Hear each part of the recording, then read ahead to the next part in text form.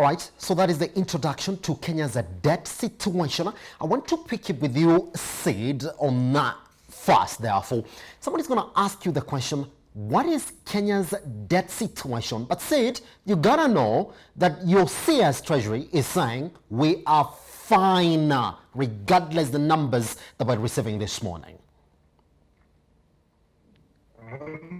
I mean, Simba, I've been on the show before, and I've always had the view where Kenya's debt situation is a bit alarming. Yes. I mean, if we were to look at it from a perspective of our ability to pay debt, the total public debt to GDP ratio, which is an indicator used to measure the country's ability to repay its debt, is sitting at close to 60 something percent. And according to Fitch ratings, the shocks from COVID-19 are expected to delay narrowing of fiscal deficit. Yes. And government debt is forecasted to increase to around 70% of the GDP in 2021.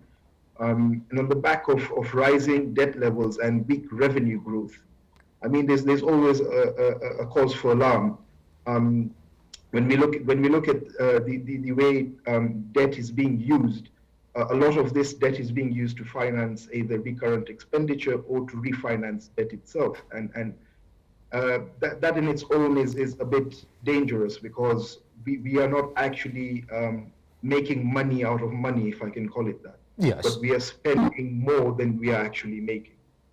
Pretty much. Sid, just before I let you go and bring in George, I gotta ask you this though. Now, if you look at this report, it's saying that it's spelling doom for Kenya's fiscal sustainability. That is indicating that Kenya's pillars of economic resilience have been failing. I mean, when we say fiscal sustainability, what do we mean by that, Sid? And how do you link that with the Kenya's pillars of economic sustainability as well? I mean, in terms of Kenya's pillars, COVID-19 has had a major impact on its our sustainability, because yes. If you look at the agricultural sector, for example, yes. There's been a drop in imports from Europe, as you've seen in the horticultural sector, or fruit and vegetable exports from Kenya. This has been just due to lower levels of consumption in nations that which we export to. Tourism has been heavily affected. We've seen significant drops in international tourists coming into the Kenyan market, and this has been a major contributor to the Kenyan economy. Yes. Even though there's been a recent spike in domestic tourism, this may reduce with the increase in COVID numbers. So when we look at these key sectors of our economy, tourism, agriculture, banking sector, for example, whose profitability levels are expected to drop to 17% this year from an expected, I think, 23% last year. Yes. So when we look at all these figures, the stronger economic sectors have been taking substantial hit, and this does play into our sustainability as a nation, which obviously has been accelerated by COVID-19. So as long as we don't find a way out of this, I do feel sectors that contribute heavily to the Kenyan economy, will have major impacts on the Kenyan economy. Pretty much. Let me bring in George on that as well. Now, George, your point is really going to come from how our debt balance has really been increasing. I mean, let's talk about that as well, because if you look at what the report is saying, that we have from negative 4.3% in 2010 to 7.8%, that's a negative, while the public debt also rose from 41.5% to 60.1%. Let's talk about that in terms of a public debt which has risen to 60% in just 10 years, and that budget deficit which now stands at negative 7.8%. I mean, somebody would have asked you, George, where did we get it wrong? I think, Elijah, there's a report that came out yesterday Yes. that says Kenya is likely to default on its debt in the next 5 years. Yes. And if you look at our numbers, then that forecast is not far-fetched. In fact, we have been grouped with countries like Nigeria, countries like Argentina, countries like Ukraine, and even Greece, which is already in the reds. So if you look at our figures progressively, then you can see that that forecast is not far from the truth. Yes. Remember, Elijah, we increased our debt ceiling the other day from 6 trillion to 9 trillion. By May this year, we were already clocking 6.6 trillion in public debt. By close of September, we were already approaching 7 trillion. So I bet you not we might go to 9 trillion probably before the end of next year. Yes. And if you look at our debt to GDP ratio, which is currently standing at 62.8. In fact, it is likely to hit 70% within the next 1 or 2 years. So, in my perspective, I think our debt situation is not sustainable if we move with the speed with which we are moving.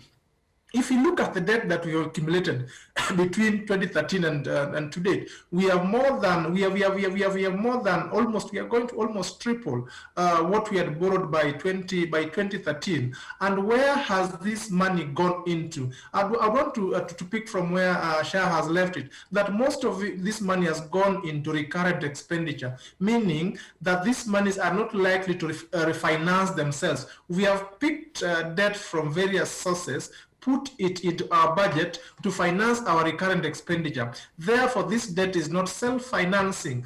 That means that the government must go back to the taxpayer to be able to finance this debt. And if you look at our revenue collection growth year on year, Elijah, Yes. the graph of growth in debt is much higher than the growth in our revenues. That means that a bigger percentage of our revenue collections is going towards debt. In fact, as of the last quarter, almost 30% of our revenue collections will be going towards debt, which is not sustainable. What that portends is that it brings or it takes account into what we call a debt trap, meaning you always want to borrow to finance your debt. And when you reach a point where your revenues cannot finance your debt, then you go to where Greece went into in such a way that no country or no economy would want to lend to you, and therefore you become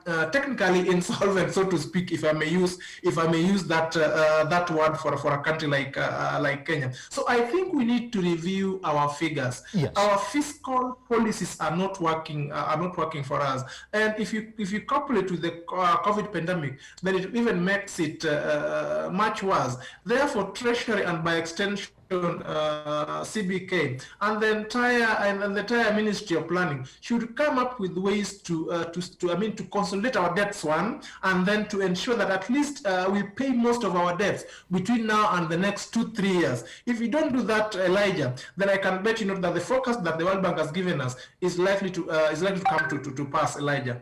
All right, let me bring in Sid as well. Now, Sid, we do know debt to GDP ratio, which has been also a conversation point, is not bad. We have economies that have even gone to 130%. So can you give us into proper perspective? We're talking about a debt to GDP ratio, which we expect could actually hit 70% soon. Why do we need to worry? And when you're looking at debt to GDP ratio, what do you need to look at for you to say, well, we do not need to worry? Elijah, thank you. Let me look at this also from a perspective of interest payments. Yes. A lot of Kenyans, we've resorted to borrowing a lot from commercial banks, and such borrowing is generally way more expensive than borrowing from foreign nations or the IMF or the World Bank, etc. So, yes. In the case of public debt servicing, expenses are estimated at close to some 900 billion shillings in the coming fiscal year.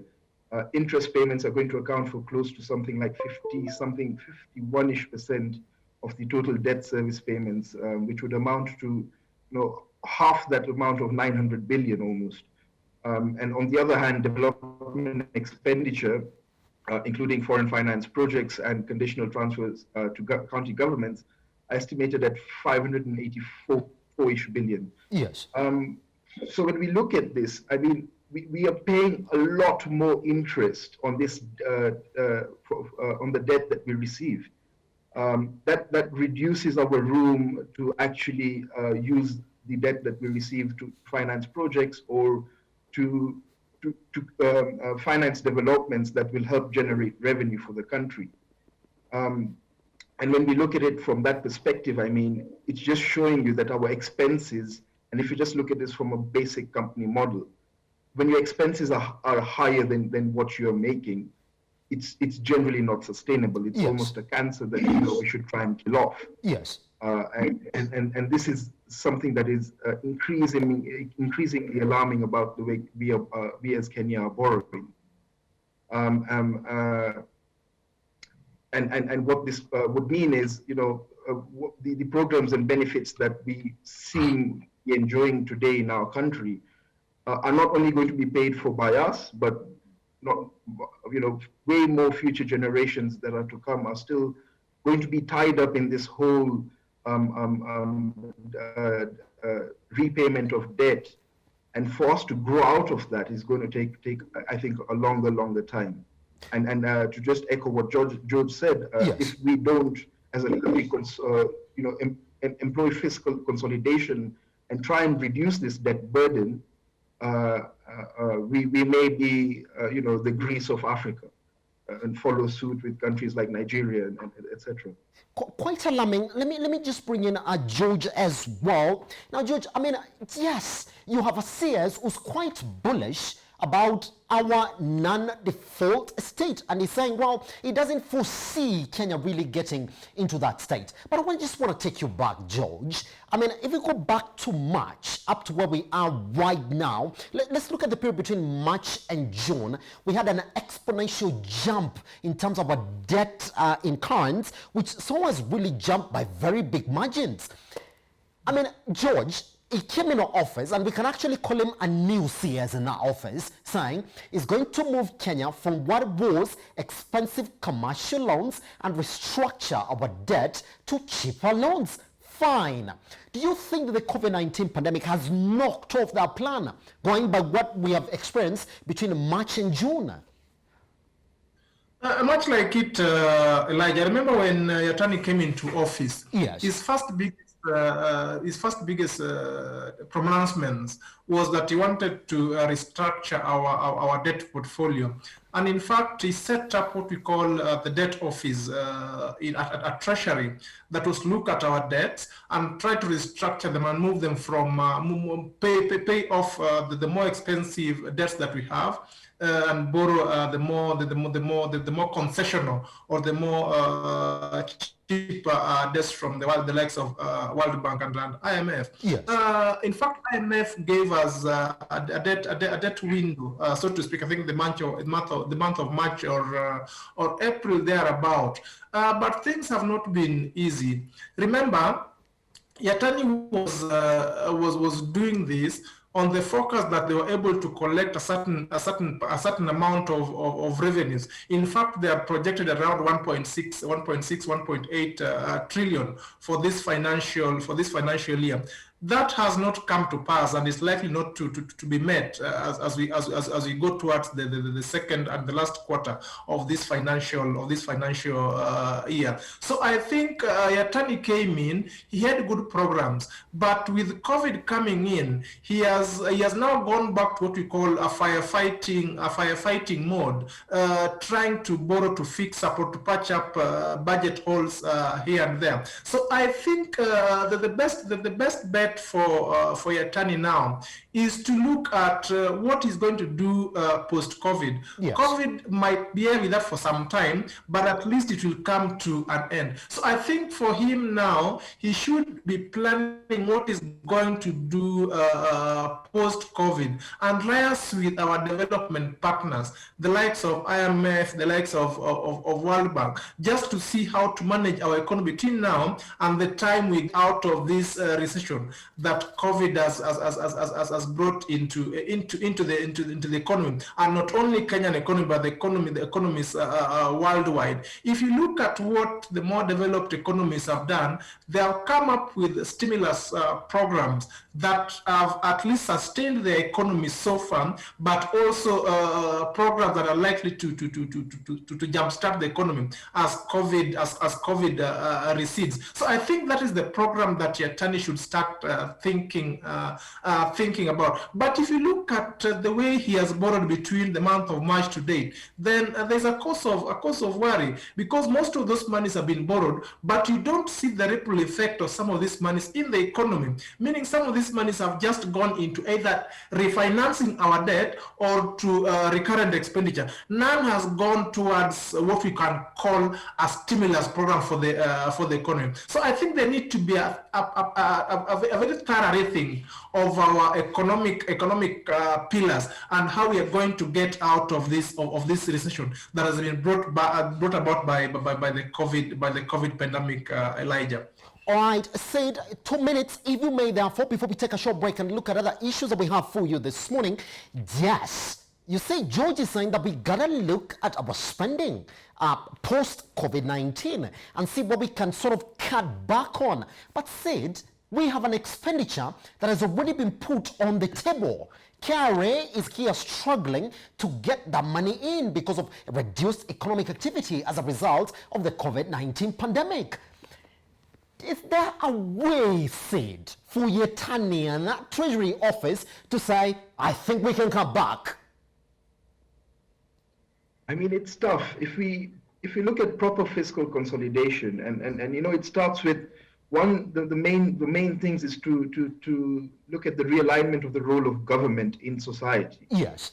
I mean, we should be questioning what is the need for public goods and services, and whether the government is best placed in the society as we currently are in, yes, to provide these directly, or if they should be providing these goods and services indirectly or not at all. Yes. So that would look in, you know, it would take Yatani to do an in-depth analysis and actually understand which government projects do actually need financing right now, and what priorities in terms of development the country needs. Yes. And when we realign ourselves that way and understand the basic needs, you may come to see where if we do an actual audit, a lot of these expenses and development projects, you know, are taking up huge chunks of money, and there's nothing in return that we see from them. So that's one way to look at it. And another way is expenditure cuts. I mean, our wage bill in our country is extraordinarily high. I mean, I was just watching something over the weekend, and I'd seen in Sweden, MPs are not, like, they're paid peanuts compared to what a Kenyan MP is paid. Yes. You know, they're not allowed any other sitting allowances or any such other, you know, allowances that would take the wage bill through the roof. And a country like Kenya, where, you know, we are less economically developed to Sweden. And when we look at it this way, and when close to 50-60% of our budget goes to, you know, paying government wages and social transfers, it's alarming, and it leaves no room for development per se. So the government really does need to look into, you know, figuring out a way to cut these expenses, and leaving the issue in the hands of MPs and parliamentarians to determine somehow the other what salaries they're going to be paid is alarming. Because, I mean, if you or I were given a chance to take a salary cut or an increase, I think we all know which one we would opt for. Pretty much. We take a short break here on Business, and once we come back, let's look at what is happening in the retail sector and this NAM that seems never to go away from you when indeed it should have gone for Pesa. Once we come back.